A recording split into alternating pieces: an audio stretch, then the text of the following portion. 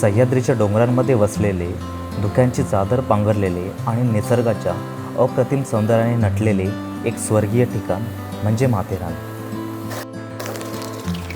माथेरान, ज्याला महाराष्ट्राचे हिल स्टेशनसुद्धा बोलतात. पावसाला सुरुवात झाली आहे आणि माथेरान तुमच्या लिस्टमध्ये नाही असं होणारच नाही. तर आज आम्ही मीन्स मी, कारण माझ्या बायकोचं ऑफिस आहे आणि मला सुट्टी आहे, त्यामुळे आज मी एकटा माथेरानला जाण्याचं ठरवलं आहे. बघूया कसा होतो पुढचा प्रवास.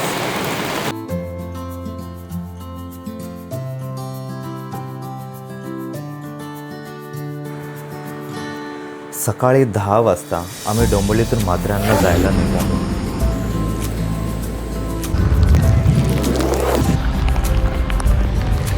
पाऊस इतका जोरात होता की जायचं की नाही हाच विचार करत होतो, पण शेवटी आम्ही जायचंच ठरवलं. मध्ये चहाचा ब्रेक घेऊन आम्ही पुढे निघालो.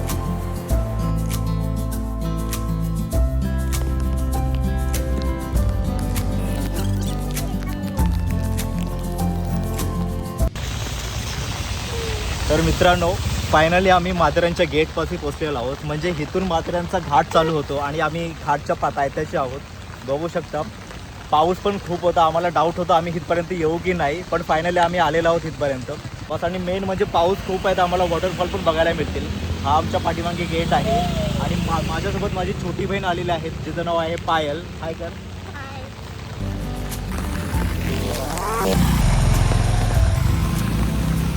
घाटातून जसजसे वर जात होतो, वातावरणात खूप बदल जाणवत होता.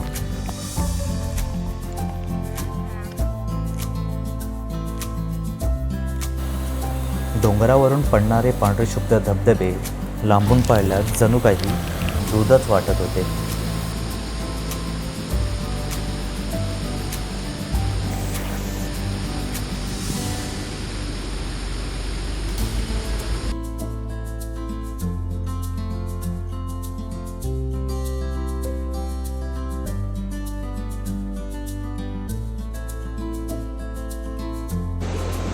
घाटातून वर येताना हा लागलेला आम्हाला पहिलाच धबधबा बघू शकता तुम्ही, किती मोठा आणि एकदम सुंदर आहे.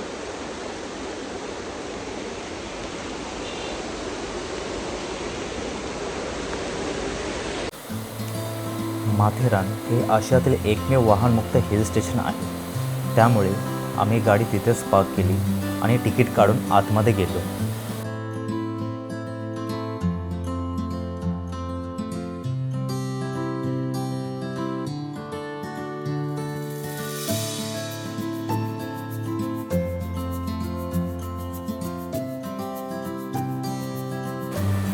आतमध्ये येताच आम्हाला घोडे, ई रिक्षा आणि अमन लॉज ते माथेरान अशी टॉय ट्रेन पाहायला मिळाली.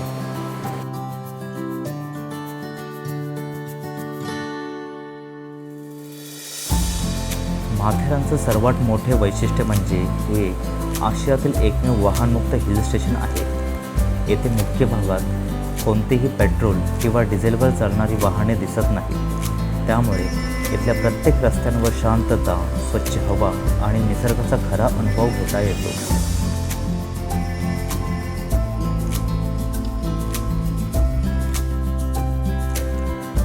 पावसाळ्यात टॉय ट्रेन ही पूर्णतः बंद असते.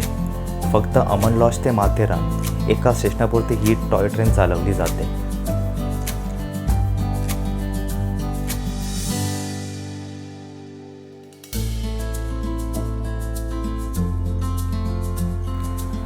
माथेरानला येण्यासाठी 3 ऑप्शन आहेत: Neral to Matheran toy train, Neral to Matheran jeep आणि सगळ्यांचा आवडता पर्याय स्वतःची गाडी.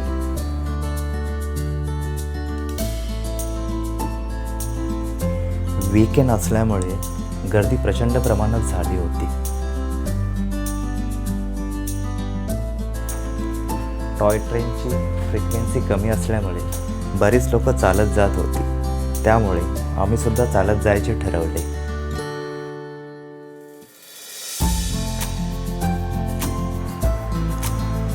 ट्रॅकवरून चालत जाण्याचा जो अनुभव आहे तो शब्दात न मांडण्यासारखा आहे.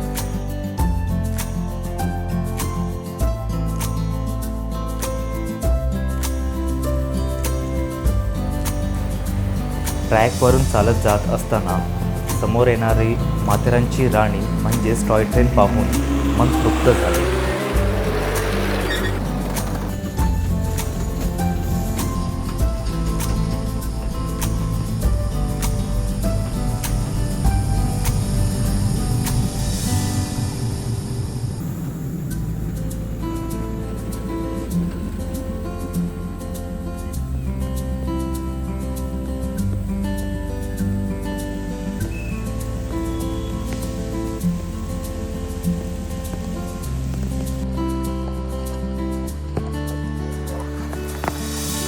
माथेरान हे पावसात पूर्णतः धुक्यात हरवून जाते.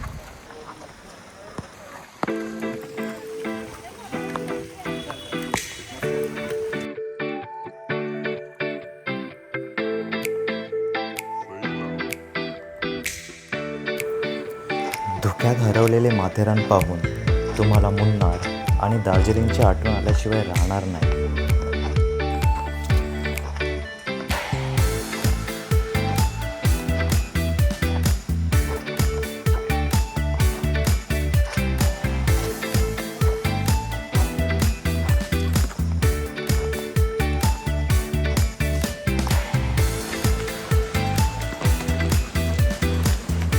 माथेरानचं मार्केट हे मोठे असून तिथे तुम्हाला राहण्यासाठी आणि खाण्यासाठी उत्तम प्रकारची सोय आहे.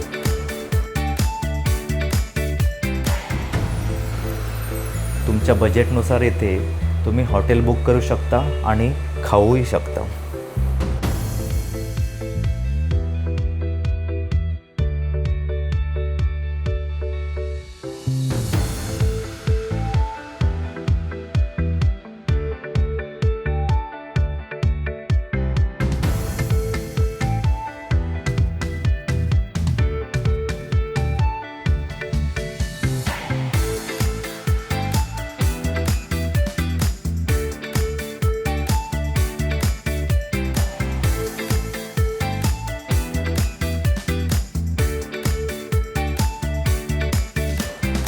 माथेरान एक्सप्लोअर करण्यासाठी घोडे हे सर्वात उत्तम पर्याय मानले जाते. तुम्ही बार्गेनिंग करून घोड्याचा रेट कमी जास्त करू शकता.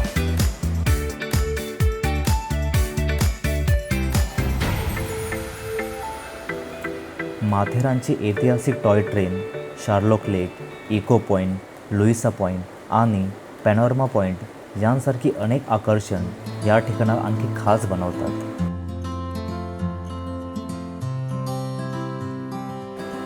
वेळ कमी असल्यामुळे आम्ही काहीच पॉईंट एक्सप्लोर करायचे ठरवले.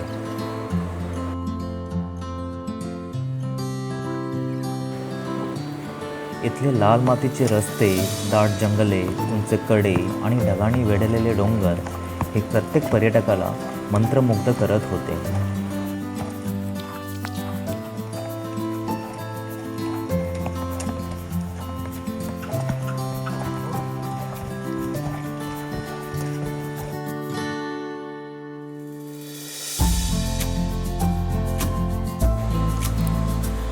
कधीकधी निसर्ग आपल्याला शब्दांशिवाय खूप काही सांगून जातो. माथेरानच्या या हिरवागार डोंगरांमध्ये उभं राहिलं की शहरातील गोंगाट, धावपळ आणि ताण कुठेतरी मागे पडल्यासारखा वाटत होता. आजूबाजूला पसरलेली हिरवाई, डोंगरावर उतरलेले धुकं, थंडगार वाऱ्यांची झुळूक आणि पक्ष्यांचा मधुर आवाज या सगळ्यांमध्ये मन अगदी हरवून गेलं होतं.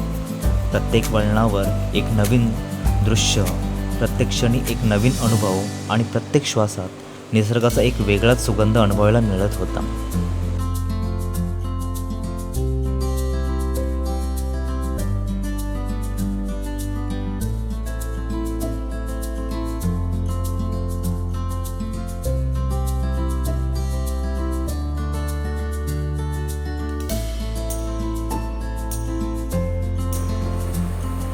जर तुम्हाला शहराच्या धकाधकीच्या जीवनापासून थोडा वेळ दूर जाऊन निसर्गाच्या सानिध्यात काही क्षण घालवायचे असतील तर माथेरान हे एक उत्तम पर्याय आहे.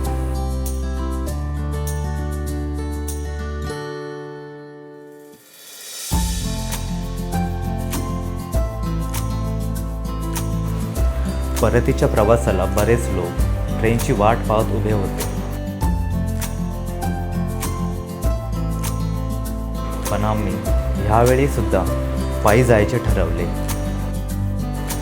पायी पायी हे अंतर साधारण 30 मिनिटांमध्ये गाठता येते.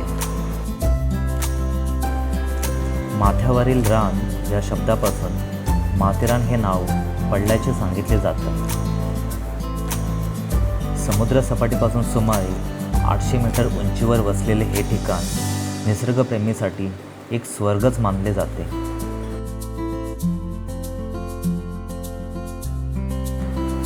माथेरानचा शोध ब्रिटिश अधिकारी ह्यू पॉइंट्स मॅलेट यांनी 1850 साली लावला होता. त्यानंतर हे ठिकाण ब्रिटिश काळात उन्हाळी विश्रांतीसाठी प्रसिद्ध झाले. आजही इथली अनेक जुनी वास्तू आणि वसतिकालीन बांधकाम त्या इतिहासाची साक्ष देतात. तर मित्रांनो, व्हिडिओ कसा वाटला हे कमेंट करून नक्की सांगा. मला अजून शूट करायचं होतं पण माझा मोबाईलच स्विच ऑफ पडला. पाऊस इतका प्रचंड प्रमाणात होता की काय सांगू तुम्हाला. माझ्याकडे स्वतःकडे पॉवर बँक होता पण मी चार्जसुद्धा करत नव्हतो कारण माझा मोबाईलच भिजला होता. त्यामुळे चार्जिंग पण होत नव्हती. त्यामुळे मला अर्धवट शूटिंग थांबवावे लागले आणि परत यावं लागलं. काय करणार आता, पावसाचे दिवस आहेत, समजून घ्यावं लागतं. व्हिडिओ आवडला असल्यास नक्की लाईक करा, सबस्क्राईब करा आणि बेल आयकॉनला क्लिक करायला विसरू नका. थँक्यू. तोपर्यंत फिरत राहा.